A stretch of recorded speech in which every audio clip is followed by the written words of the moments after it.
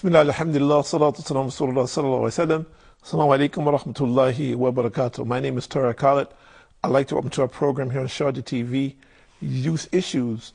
And in today's program, we want to talk about some of the things which people misunderstand about Islam and confuse those issues. And unfortunately, some of the Muslims themselves, because they're misinformed or they don't study or they don't pursue to sit with people of knowledge, they have these things a little confused themselves.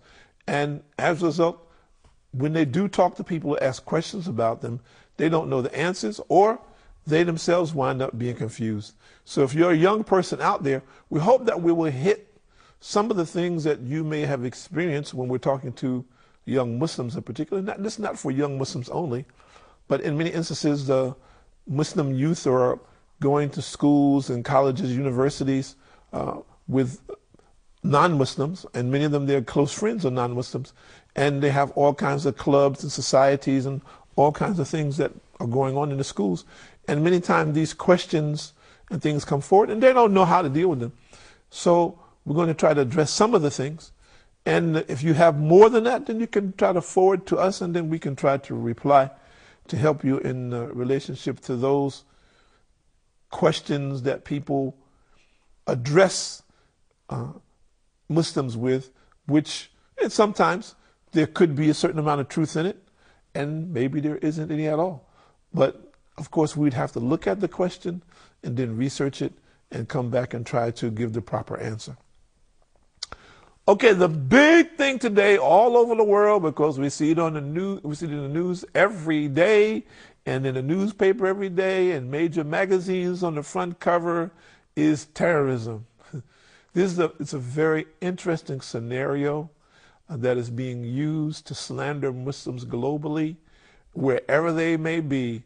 The most peaceful people that there may be are being slandered because of the media. And for those people, for whatever their reasons may be, or whatever it is that they've decided that Islam should be slandered to suit their particular needs or desires.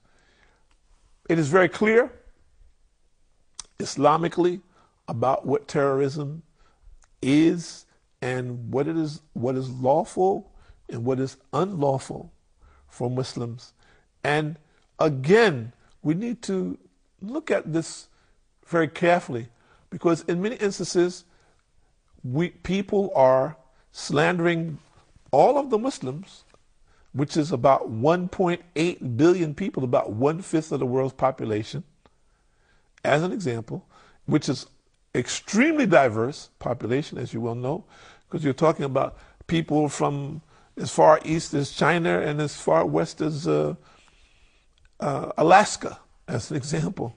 So if we look at these things, of course, the people in themselves are very diverse, but they're all Muslims. So how can we slander a whole nation, we can say, or many nations of people?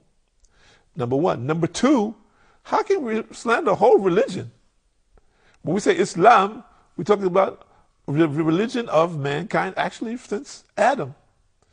And if you want to talk about specifically about after the Prophet Muhammad ﷺ, you're talking about for minimum more than 1,400 years, you're going to slander a major religion. Does that really make sense? No. And of course we know that we can't do that. And if there are people, let's talk about the legal matter. If there are people who are Muslims who are disobeying the law, whether it be in their countries or whether it be international law, or whatever, should all of the Muslims, number one, be held responsible for those people? Number two, should the whole religion of Islam be held accountable for the actions of a minority of people? And of course we know this is absurd, it's ridiculous. And ultimately, surely, for the people of the book, meaning the Christians and the Jews, people realize that each person is going to be held accountable for his own deeds and actions when he comes before Allah. So how can we say that so-and-so did this deed, and because he is a Muslim, then all of those people from that country must be bad? And then we broaden it, and we say all of the Muslims is bad. And then we broaden it so it says Islam is bad. Of course, this doesn't hold water, and it doesn't hold water anywhere in the world if we talk about what is legal and what is right. So what are we saying? We're saying that the slander of Islam ultimately is what? It is a tool of Satan, the devil, Lucifer, whatever name that you would like to identify him. And why is that? Why is that? It doesn't matter who comes in front of you on the camera and what he says, or who writes an article and what he said. This is a secondary issue. The most important thing for you to understand out there is that this is a plan from the devil. And why is that? Because without question, Islam is the conclusion of all of religion for mankind. Allah subhanahu wa ta'ala will not accept any other religion from any other people once they become aware and conscious of Islam. So it is very easy to look at it, isn't it? That if Satan makes Islam look like something that is bad and destructive and not beneficial, then people say, oh no, I don't want that. I don't like those people. This is not good for me. And the people will close their eyes and their ears to whatever it is that is being said to them.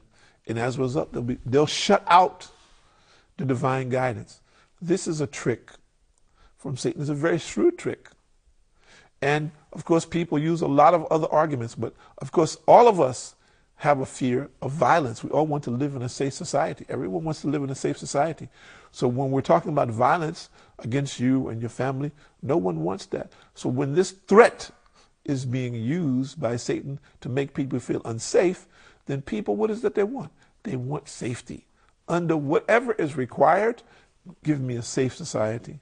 So this trick, understand this, that this is a trick of Satan. And what is being promoted surely is not from Islam. Let's see. The most important thing, of course, is what Allah says about this, and in relationship to these misconceptions. And in many instances, we ourselves as Muslims don't make the proper representation so people can understand the difference. So in the Quran, in chapter number 2, verse number 190, Allah says, Bismillah ar-Rahman ar-Rahim, fight in the cause of Allah against those who fight you, but do not transgress the limits. God does not love, Allah does not love transgressors. What does this mean? This is a very simple verse, talks about self-defense. If someone attacks you, then fight him to defend your life, your property, your family, but don't exceed the limits. For example, a man punches you. You get in an argument, he punches you. Then you take out a gun and you kill him. This is transgressing the limits, isn't it? This is transgressing the limits. Okay, he hits you. You can defend yourself, but don't exceed the limits. For example, you get in an argument somewhere and a person hits you. Okay, you don't pull out a gun and then kill a man. As an example, that's exceeding the limits, isn't it? So we need to understand that the common law in relationship to self-defense is one thing, and exceeding the limits is something totally different. So we need to understand those things. And then in chapter number 8, verse number 61, Allah says more or less, if they seek peace, then seek peace and trust in Allah, for He is the one that heareth and knoweth all things. Meaning, let's say you're in war. You're actually fighting in a war. Then the people who you're fighting against says, okay, listen, we had enough is enough. Let's resolve this and let's make a peace. So then it becomes incumbent upon the Muslims to say, okay, let's resolve first. Let's stop fighting and let's come to some agreement about how we will make peace. Very important. And also, more or less, it's been said in the Quran, more or less, that he who kills is though he has killed all of humanity, and he who saves a life as though he has saved all of humanity. These things are very clear for us Islamically in relationship to what it is that we should be doing and what we should not be doing.